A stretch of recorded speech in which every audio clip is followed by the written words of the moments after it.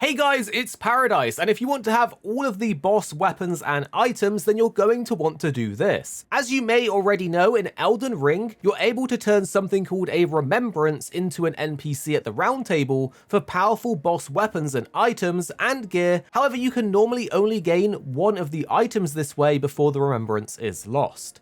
Luckily, FromSoft have included a system that allows us to duplicate certain remembrances, so if you like both of the options from a boss, you can actually get both of them. In Shadows of the Erdtree, you want to visit the new Remembrance Duplication Coffins. In base Elden Ring, these were in huge walking mausoleums, but now for Shadow of the Erdtree, they've been added to the open world. So in this video, we're going to show you the locations of these so that you can get duping some of your favorite boss weapons. But something to bear in mind when you do this is that you can't duplicate certain remembrances at the old mausoleums. You can't dupe some of the bigger bosses at certain old ones, so maybe save some of the new remembrance dupe spots for the new bosses if you don't have any old ones spare. Since these are limited locations, do make sure to share this with your fellow Tarnished and tell us which ones are worth duping. There's only 3 new locations in total, and this is not enough to dupe everything new in the DLC. Do you guys think there should have been more than just 3 of these added in? And if so, tell us below. For this video, we will presume that you already know how to get to some of the secret or harder areas in the map, like the Cerulean Coast and the Skadu View, but if you need full guides on how to get to these areas, we do have complete walkthroughs already on the channel showing you exactly where to go. So for the first Remembrance Duplication Coffin, we need to head to the Morth Ruins Site of Grace and head through Bonnie Village to the lake surrounding the Cathedral of Manu Meta. So follow this route and you should have no problem finding it. So hop onto your mount and start heading south, and eventually you will find this little opening at some ruins. If you're on your horse, you can ride your way down, and just as we do, jump off and jump back. You will take a bit of fall damage, but you can very quickly descend to the bottom of this sort of cave area. And right at the bottom, you'll see a light with a little side entrance to the cave leading to a ladder, and this ladder will take us up to Bonnie Village. And it's a pretty clear and clean run from Bonnie Village, but there are some enemies on the way that we want to watch out for. So climb all the way up the top of the ladder, and if you don't have the grace point up here, of course, grab it. This can be your first checkpoint just in case you do die. Otherwise, we're going to now be heading east and going over the double bridges. The first bridge here will be broken, but with a little double jump, you can make it across. Then there's 2 more bridges to just run straight over without any issues, and on the other side of the next bridge, I believe there will be a grace point to pick up, which will be like another checkpoint.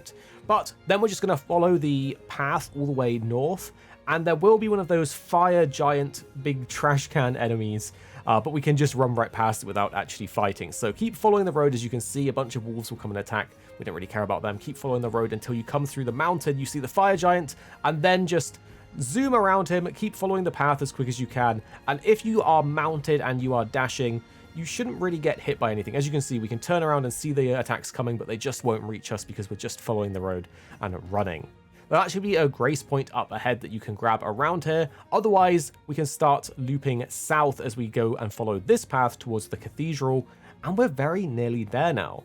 So keep going down this route as you see the cathedral, then break off to the right, and on the side you'll see a sort of graveyard at the back. Because we're mounted, we can actually jump over the wall and get inside, and we want to jump over here and then jump over again to get behind the cathedral where you can see our first Remembrance Coffin.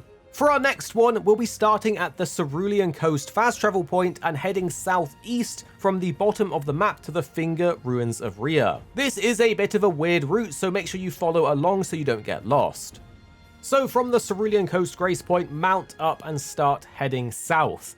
Do be aware there will be a Drake in this area if you haven't already defeated it, so if there is a Drake, keep riding to avoid it or give it a wide berth, but otherwise we're going straight south past the little map point on the side. If you haven't grabbed it, obviously grab the map, but I'm assuming you guys will have the map by now. As you can see, we're going to then take a little left turn as we go towards the next grace point, which also is a Miquella's Footsteps, so there will be a fragment there for you. Otherwise, hop on your mount and start heading north past these giant tombstones and onto this ruin. And there's actually a couple items we can pick up on the way, which you might as well grab while you're here. So jump down east off of that, and then east again and do a small drop onto this big stone structure. Grab the Great Grave Glovewort, which is great for leveling up your summons, and hop down to the coast. From the coast, we just want to follow it along around this corner over the water, and this will lead us to another grace point, which is going to be in the sort of finger ruin area up ahead. It's a bit creepy if you haven't been there before, but once we get up and around this corner, it's a pretty clean run to the coffin, which is just slightly hidden up ahead in this area. So eventually you want to take this north turn into the stone structure, and again, another item to pick up on the way if you want it. This time it's a level 9 Grave Glovewort. Pick up the Grace Point while you're in the Finger Ruins. This is going to be a great Grace Point to have for the Sword of Night quest, the Ime quest line, if you haven't done that already, because you will need to come back here for that. But for the actual coffin location, as you can see where our marker is, we want to ride down the hill and then take the right going up the hill. And just up this hill, behind one of the giant finger statues, will be the coffin, which is quite easy to miss if you don't know where to look because these big fingers are basically blocking it. But as you can see, you start heading northeast and just around it, we have our next coffin.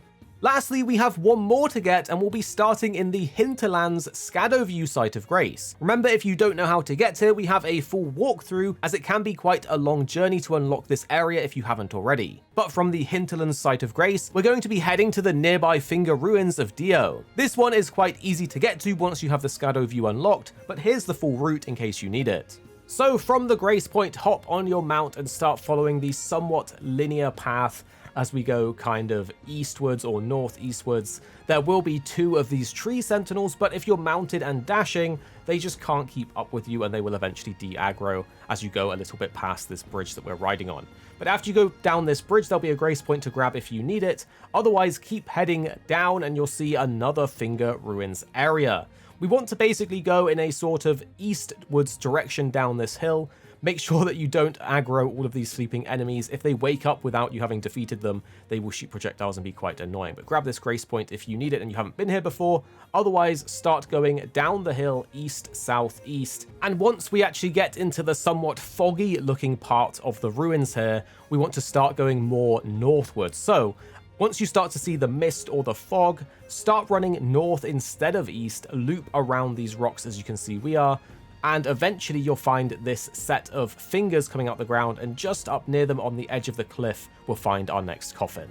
And so there you have all of the Remembrance Dupe coffin locations in the new Shadow of the Erdtree DLC. But do tell us below which remembrances you think are worth duping in these limited 3 locations. Drop a like if we've helped you out, and stay subscribed for more Elden Ring coming your way very, very soon.